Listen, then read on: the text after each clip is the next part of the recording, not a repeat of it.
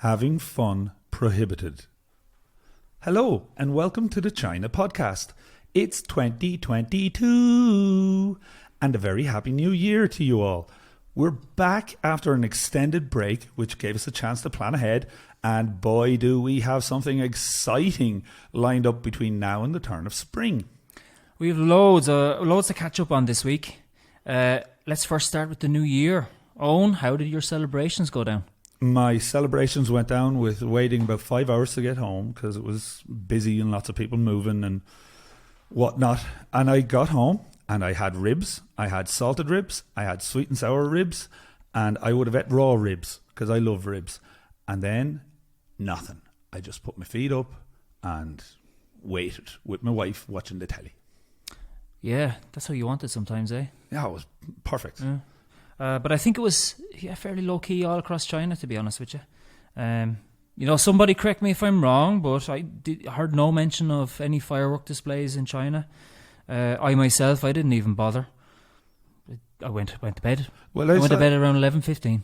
There were a couple of fireworks, but they're just a couple of guys with a box on the roof. Yeah, but it wasn't no big public displays. No, there was no big public displays. Yeah. But I've always found New Year's massively underwhelming.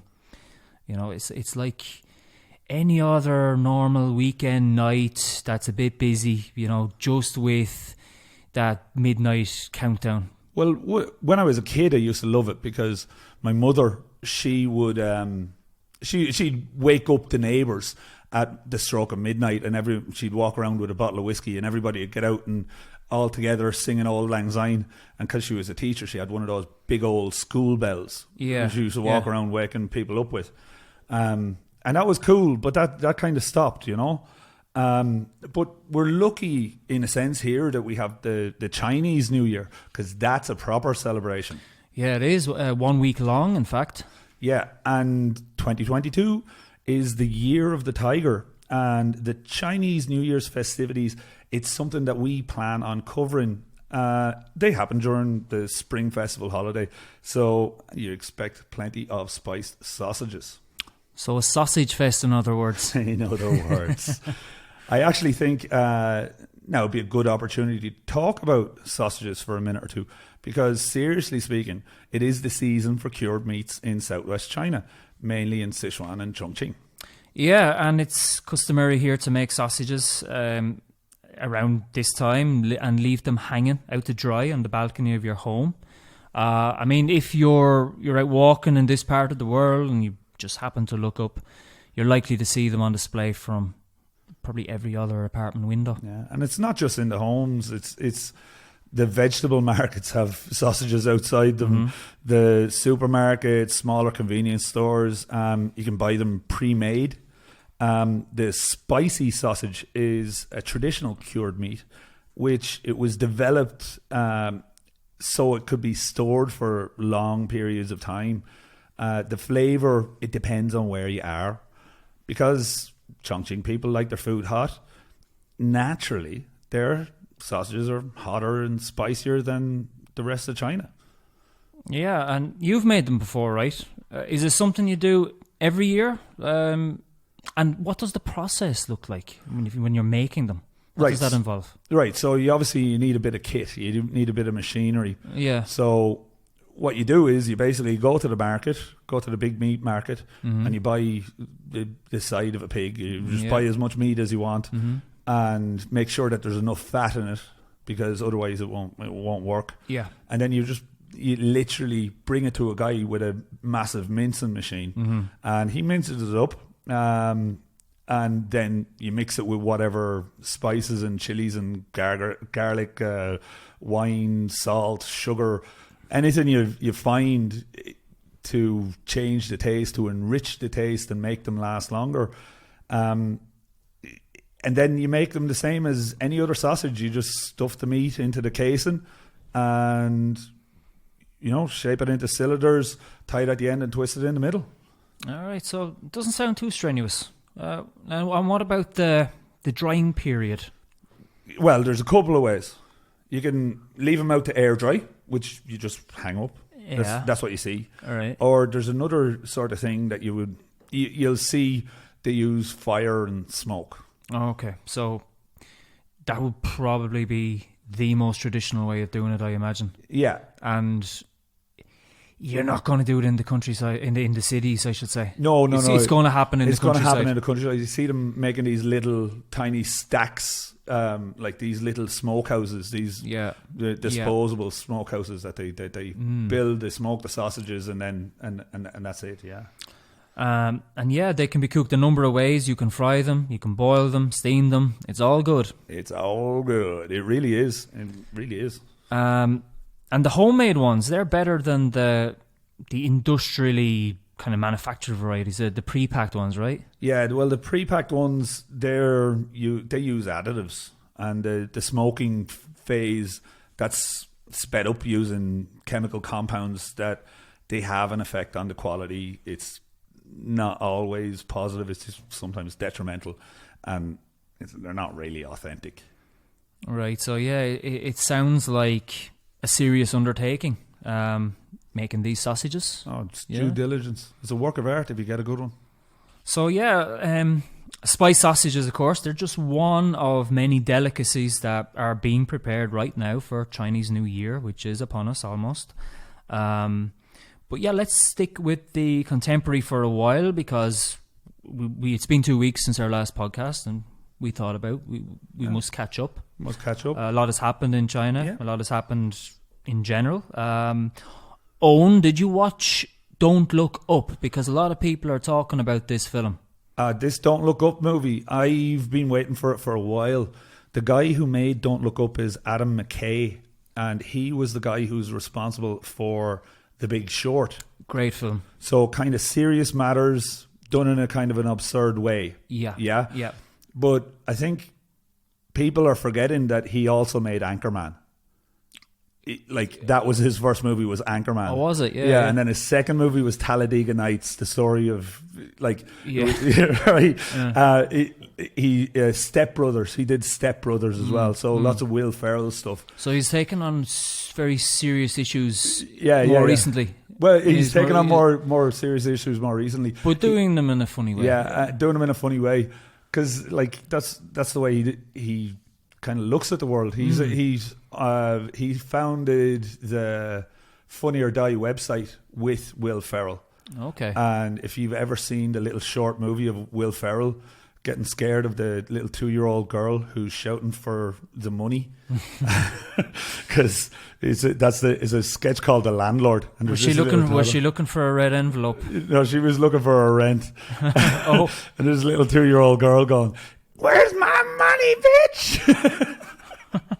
It's hilarious. That is actually Pearl McKay. That's Adam McKay's daughter. Oh, okay. Yeah. So he is a funny guy, and he's he wrote Anchorman. He's hilarious. Yeah, classic, absolute classic. But Don't Look Up. It's available now on Netflix, or I guess to download if you feel like a pirate. Yes, it is. I'm told. Chinese people, they will recognize its lead actor, Leonardo DiCaprio, or Jack from Titanic, as he is affectionately known as here in China.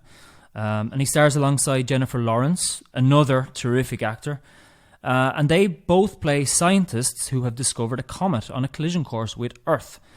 They urgently inform their superiors, as well as NASA, of the emergency at hand, and they're soon given a reception with the President of the United States, who is played by the legendary Meryl Streep. But it's at this point in the film that everything takes a turn towards the absurd, as Owen said about the director. This is what he's into now. Inaction and denial ensue. With 6 months to act, the President would rather focus on how tackling the impending doom might affect her ratings and her upcoming performance in the presidential midterms. Likewise, the media shun the gravity of the situation. They don't really care. So the film, it's a farcical take on the times that we live in. It's an analogy, if you want, on how we're staring down the barrel of the climate change shotgun. But the thing about it is, the scary thing about it is that it's not even satire. This is this is true. This stuff is actually happening right now. Yeah, I did read a little bit of critical response to it, and I knew it was gonna. I knew that people weren't going to warm to it. No, they weren't, like, because it's hard, and he does put hard stuff into his movies. It's the hard truth. But what the only people I was listening to, interested in reading what they had to say about it, were climate scientists. I wanted to know what they said, and they said this is exactly how it is. Yeah. They're like, this is exactly how it is. Yeah, it's the ignorance and the denial. Yeah, and the money, and the money, of course. Yeah. Yeah, because the economy must go on. The economy must go on. What about the economy? Yeah. That's what about the economy? Yeah, exactly. What about me? Yeah, and of course, it has received lukewarm reviews by critics, and that doesn't surprise me either. I mean, did they? They probably don't want people watching it. No. And speaking of satire, on, you did some stand-up comedy recently, didn't you? I did. Do you care to share your experience? Oh, my experience. I watched you. I thought it was good. It was all right. I started forgetting my lines and all sorts of things. But I was nervous, and I was trying to remember all the lines and all the punchlines. And there weren't many punchlines in what I was trying to do. There were like maybe 4 or 5. And I remembered 2. And I messed them up. But I think I kind of got them back. Like, they weren't exactly as I wanted to say. I was forgetting what I wanted to say. Well, I think you got away with it. I mean, yeah, that's what I feel like. I feel like I got away with it. I didn't notice it. Yeah, and those guys who were with us, our little entourage, they didn't notice either. They didn't notice either. But you got laughs. Yeah, you got laughs, and everybody that was there tried their best and did their best, And even before, when we were sitting in the green room, myself and a couple of the other comics, I didn't want to tell my punchlines because I thought I'd mess them up, and I did.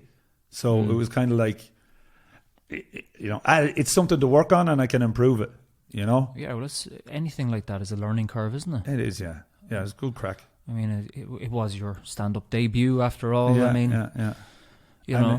It's to a Chinese audience as well, like. Most of those people were Chinese. They actually were, yeah.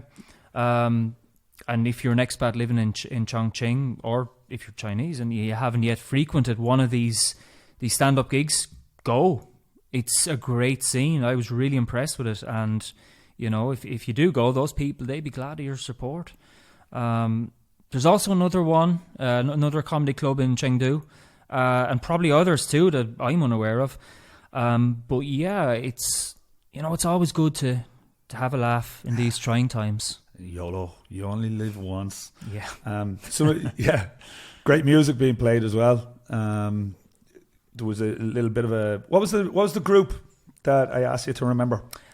The Sound. The Sound. Yes, you guessed. Because we were listening to this song before the gig started. And not just this song, lots of music was playing. It was really good. Like, it was a quality tune, yeah. Quality tunes, yeah. And we didn't recognise this band. I guessed Suicide. Yeah, Depeche Mode. You guessed Depeche Mode. Yeah. And we were close, yeah, because The Sound, they did belong to that kind of British post-punk era. They just weren't as well known, I suppose. But yeah, great that kind of music turned up in Nuts. It really did impress me, as I said.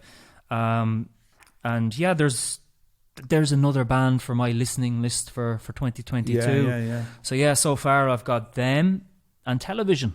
Yeah. Television are kind of well known, but I never really got around to listening to their stuff. I've been listening to a lot of Motorama. That sounds like a. Yeah. It sounds like Motorola. They're pretty cool. They're pretty chilled out. They're remember Motorola? I do. The phones with in the 90s, early 90s, with the aerial that you had to pull out, and it was about twice the size of the phone. They were flip phones, right? No, early flip phones, I think, as well. Yeah, they did them as well. Yeah, they did them.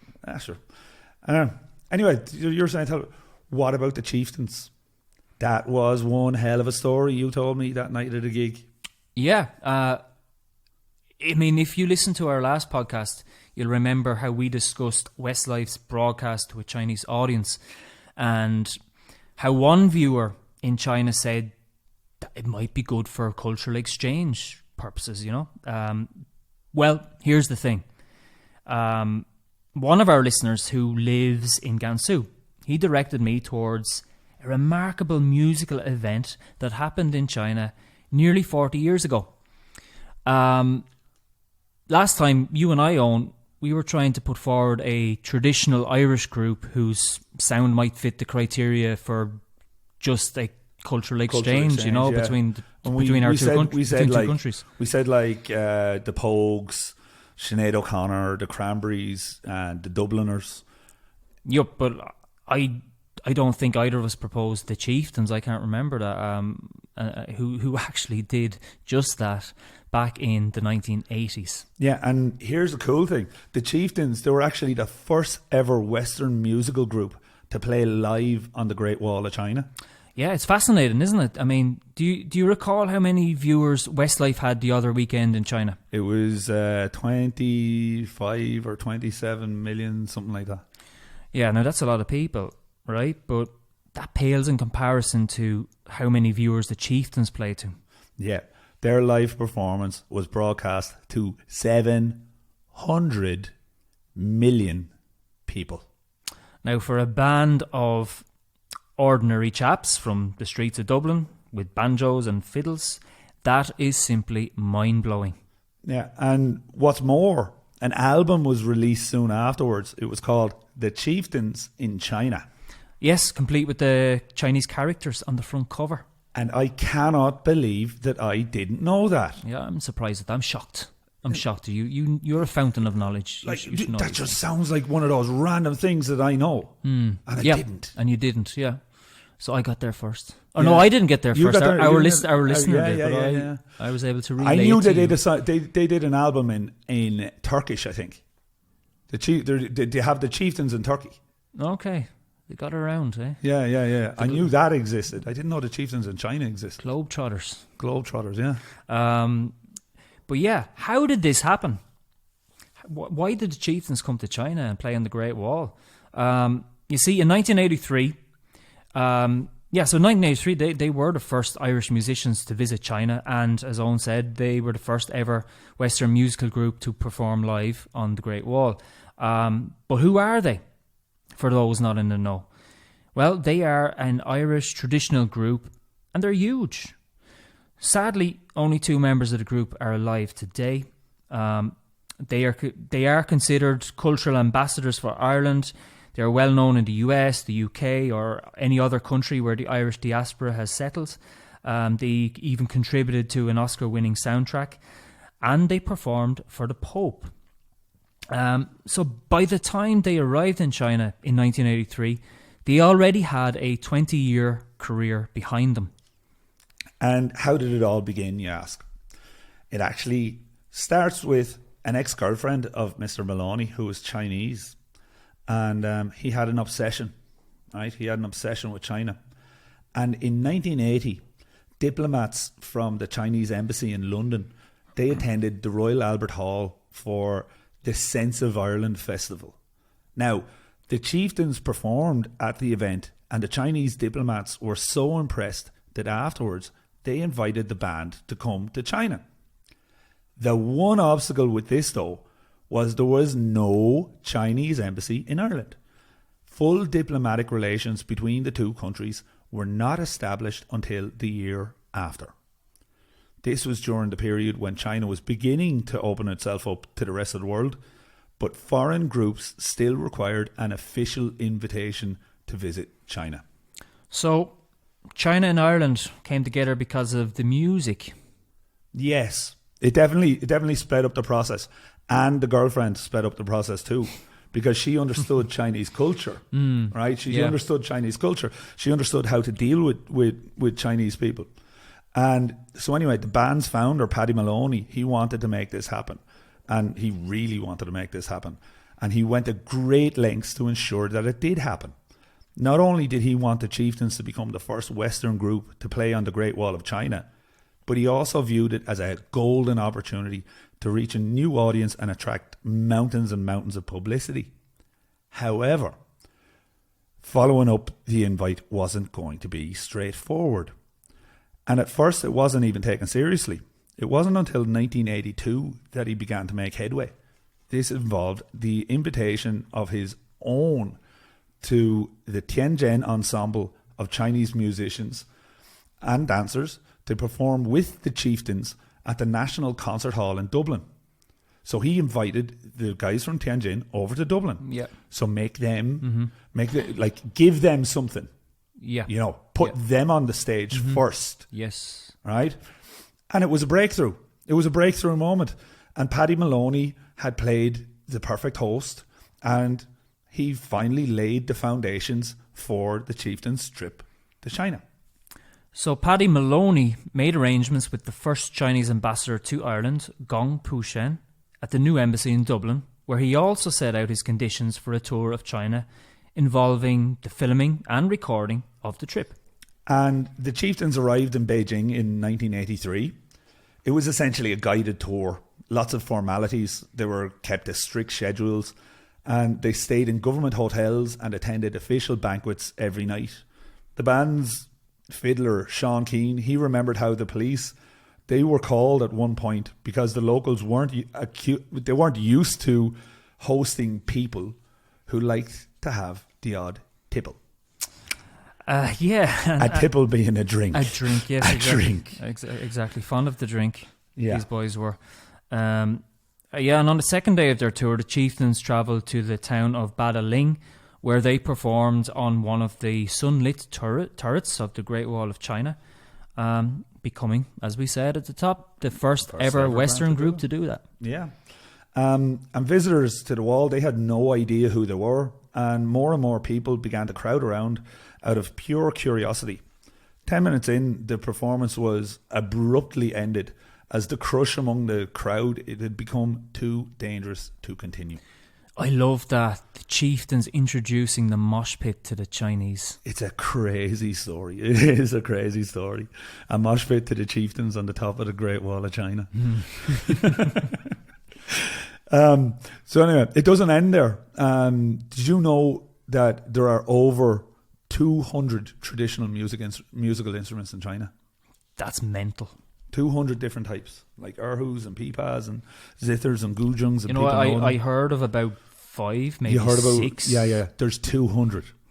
And so our hero, Paddy Moloney, he was concerned about this because he had sent songs in advance of the band's arrival to local musicians that the Chieftains planned to perform with. But he wasn't sure how blending traditional Chinese and Irish music would come across on stage.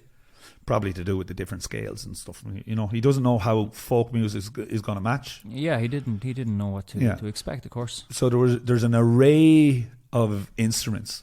There's scope and sounds, boundless possibilities. But his fears, they weren't realised. The collaboration succeeded because both sets of musicians used the same style of notation, and the amalgamation of instruments actually worked out really well too. The music itself eliminated the language barrier. Music was the common language. And the band even succeeded in getting their guides to loosen up somewhat as well. Remember, we talked about the strict schedule, you know. This involved a boat ride down the Yangtze River, which quickly turned into a full-on trad session, complete with dancing and plenty of Muay Thai. Or any hard Chinese liquor. Yeah, absolutely. I just love a picture of it. You know, them boys on a boat getting drunk with the fiddles and the uilleann pipes and everything playing. It would be. I just love a picture of it. I wish somebody took a picture of that.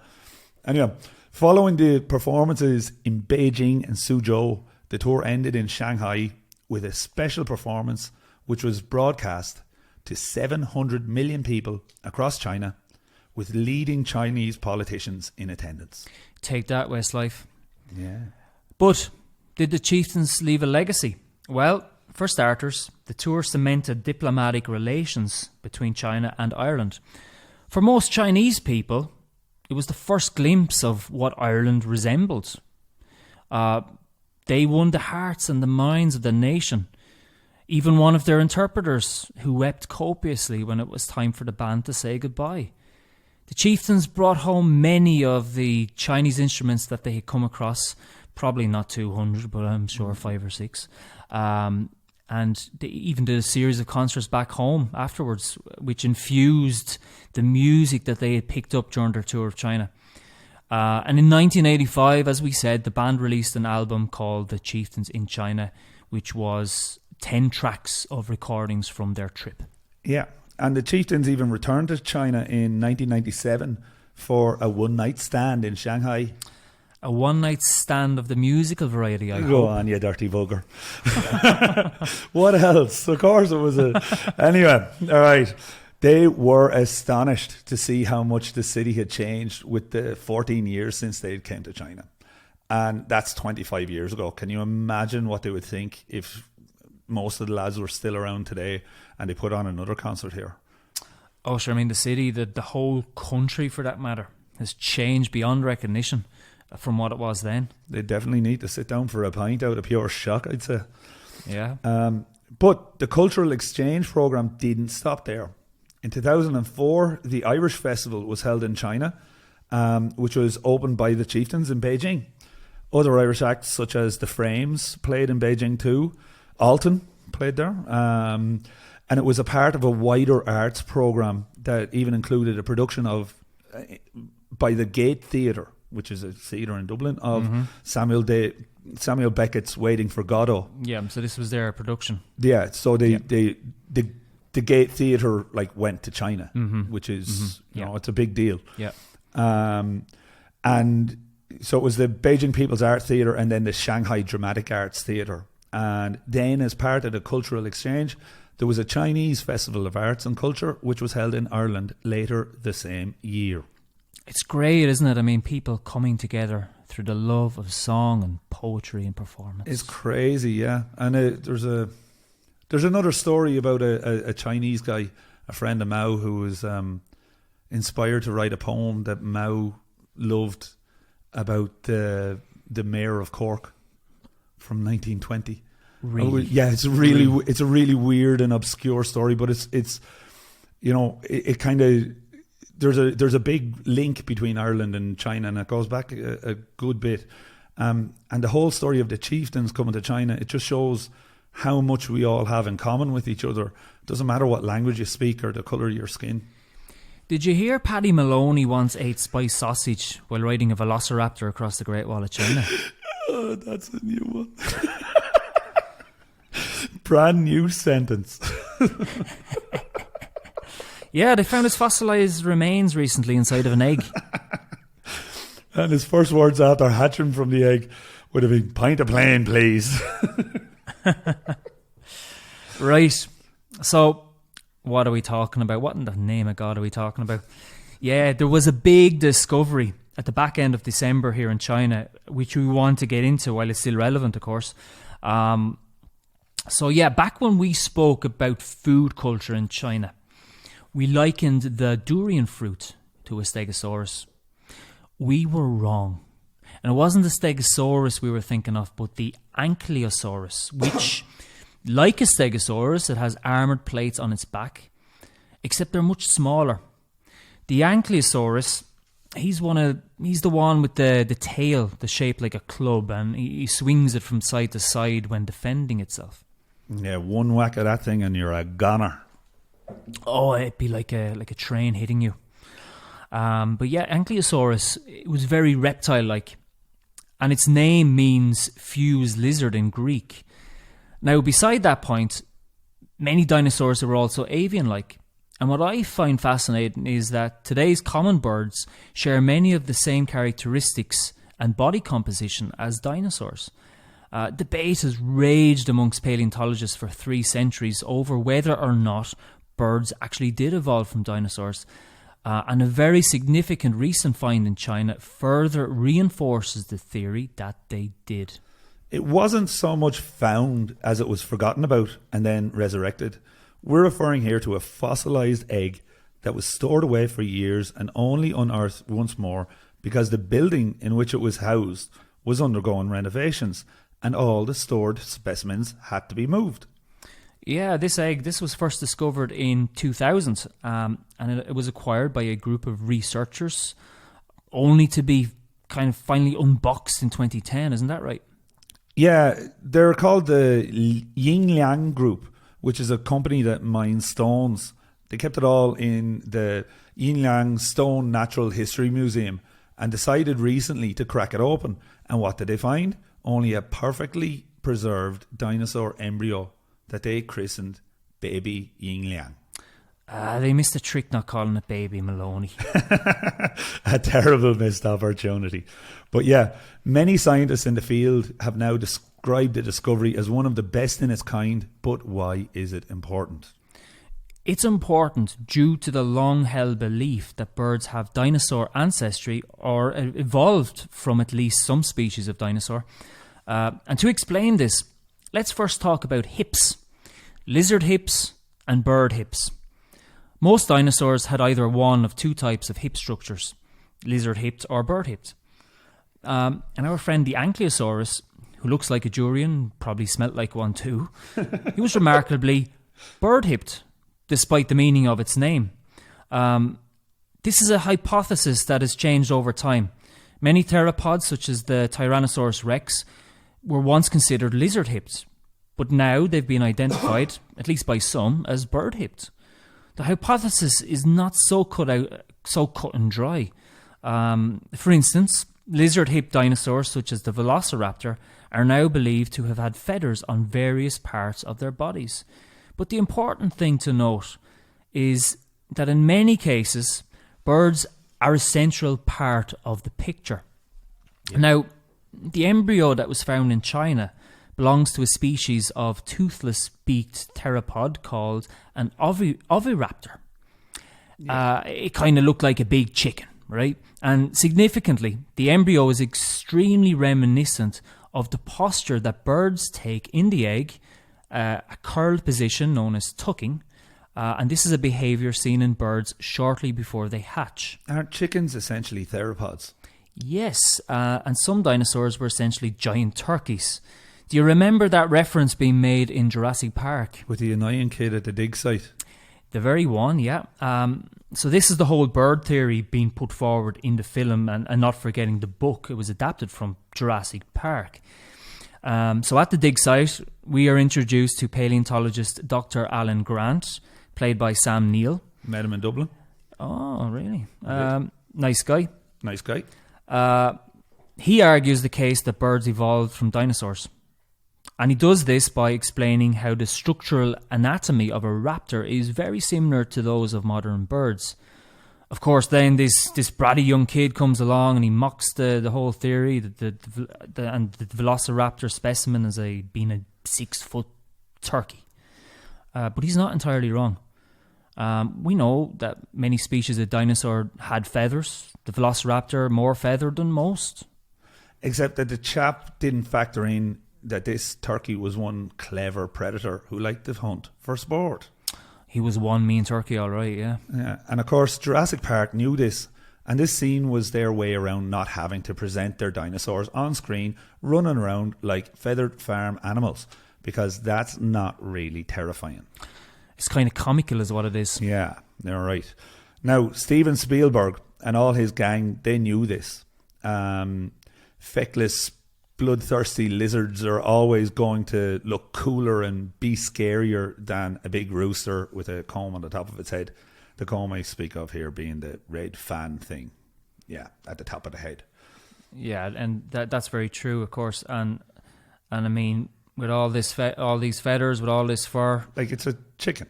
It's a chicken. Yeah, it's essentially a chicken. Yeah, like it's dinosaurs were chickens without beaks. Mm-hmm. Yeah. And they had very razor-sharp teeth. Razor-sharp teeth, yeah. And yeah, of course, like, these are hungry dinosaurs. They're beating around the jungle, you know? Yeah. They don't have all these what would you call them? These frocks of feathers, right? Yeah, yeah. I mean, they're not going out for a night on the tiles at the Moulin Rouge. Yeah. So I can understand why the Jurassic Park crew depicted the dinosaurs as they did. Can you imagine dinosaurs doing the can-can? Probably cool, yeah. Little Tyrannosaurus. I'm trying to picture it now, yeah. Paddy Moloney sitting on the back of one of them. Playing the Olympics. Yeah. So anyway, we're going to talk more about the significance of the find.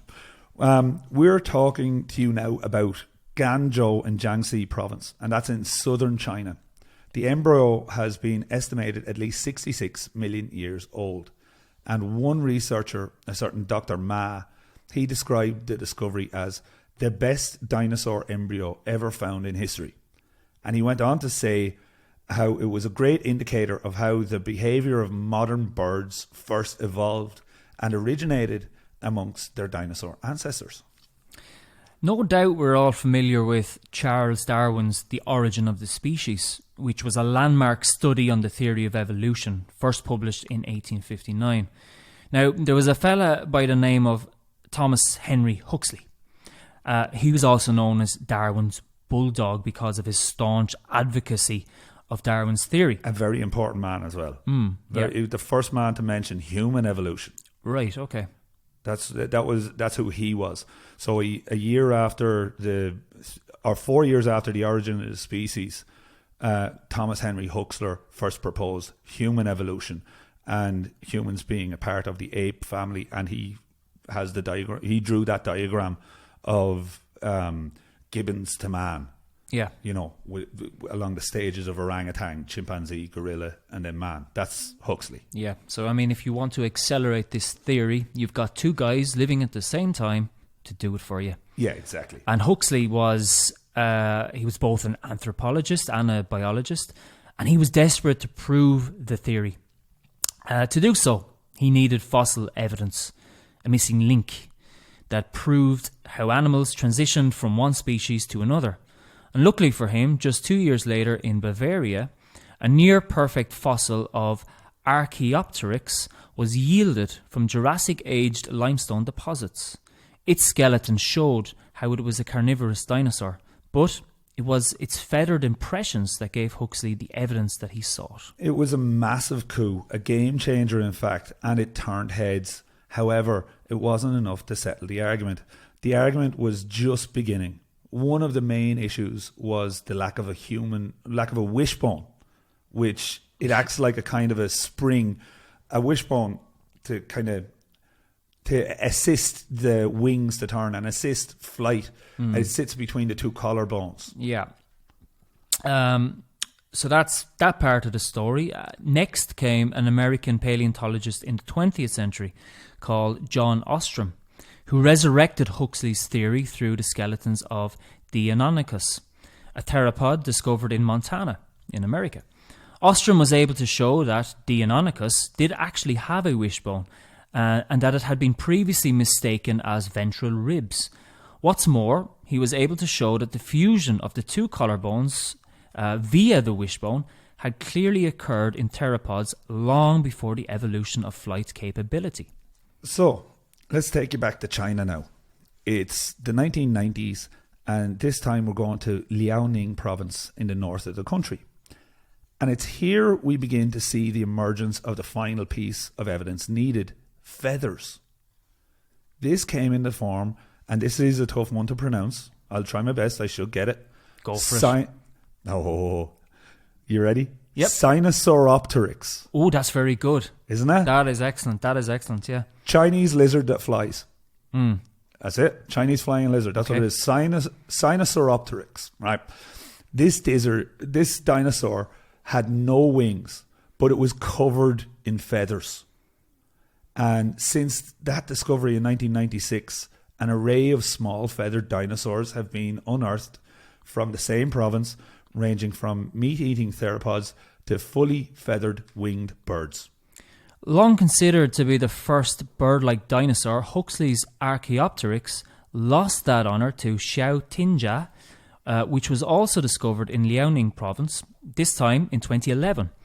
And it is believed to be at least 5 million years older than the Archaeopteryx fossil. Xiaotinjia was not only feathered, but it had wings capable of gliding, probably an intermediate step towards fully powered flight. Yeah, the predecessors of the Wright brothers. Yeah. There was another guy too, all right, another dinosaur, found in Hebei province in 2015, which is next to Liaoning. This one was called Ichi, which was a small specimen weighing around 380 grams. But this one had bat-like wings, and it used them to glide. And so there was a lot of aerial experimentation going on, but why? Why the desire to fly? Did these dinosaurs fancy a sun getaway in the Canaries? Pardon the pun. No. It was all to do with evolution and survival, as Charles Darwin had wrote about. Small theropods had already taken to the trees. They were probably there to avoid the larger predators below. They began to form claws, which were great for grabbing prey and for climbing. And the next step for them in the evolutionary chain was to glide from tree to tree, like flying lizards do today. And before finally they evolved true aeronautical ability. Yeah, they were at an advantage because they were lightweight, and the ability to rotate their shoulder sockets in a grasping fashion allowed for the first strokes of powered flight. And their lungs also had modified over time to the extent that they possessed the same breathing system that is characteristic of modern birds. The final piece in the jigsaw required for powered flight were feathers. And all these features, the lightweight bone structure, the rotating shoulder sockets, the wishbone, the breathing system, and the feathers, of course, developed in theropods long before they took to the air. And there is loads more science to the theory and plenty of arguments for and against. But we're talking about creatures that existed millions and millions of years ago. Everything is open to interpretation. We could go on talking about this all day, but for argument's sake, we'll leave it there for now.